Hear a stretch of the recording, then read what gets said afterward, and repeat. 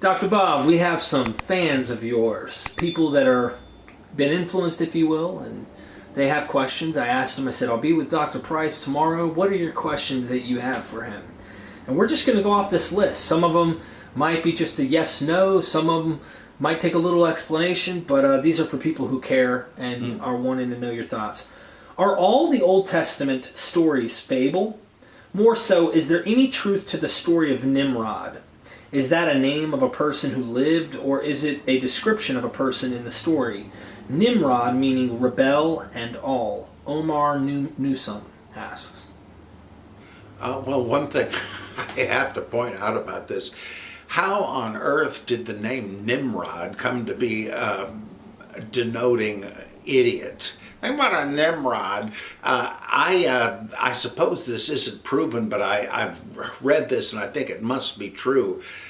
In the old days, when people had were more conversant with the Bible, they understood who Nimrod was supposed to be. He's a mighty hunter, and in fact, he was the Hebrew version of Orion in Greek mythology, as the ancients pointed out. Well, he was the hunter. Okay. Well, there's a Bugs Bunny cartoon where one of my favorite theologians, by the way, and Bugs is being hunted by Elmer Fudd, who now has a couple of shows on the Food Network, I think, cakes and stuff. Anyway, he's dressed up in this elaborate hunter's gear and the shotgun and I'm hunting a rabbit, and Bugs Bunny says, the cute little Nimrod. Well, he knows that the audience knows Nimrod was the great hunter, and he's sarcastically describing this nitwit Elmer Fudd. But people, time goes by, and the new Pharaoh came to the throne who knew not Joseph. And they think, well, Bugs Bunny's calling him an idiot. I guess Nimrod means idiot. No, it doesn't. It didn't anyway. So I cringe every time I hear that. Anyhow, who was Nimrod? Well, he was Orion, the hunter. A little bit more about him in Greek mythology than in the Bible.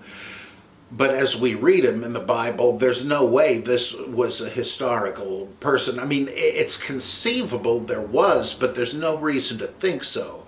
You got to look at it with Occam's razor. The simplest explanation of something is the most probable one.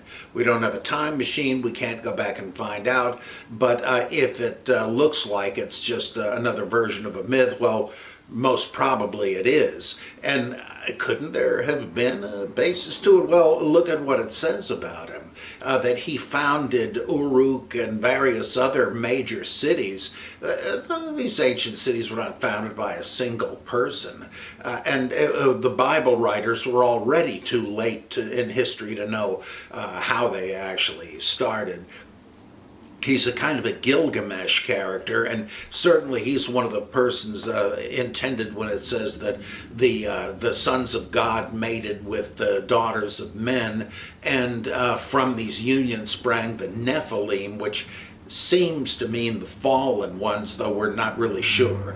The word doesn't occur commonly enough to tell from context. But at any rate, it goes on to say, the mighty men of old. So the Titans, the great heroes of mythology, in other words, among whom they would have counted Gilgamesh, who they knew about, that he's mentioned in the Dead Sea Scrolls, and Hercules. He may have been originally just another version of Samson, and Goliath and the Rephaim, the Anakim, and so forth.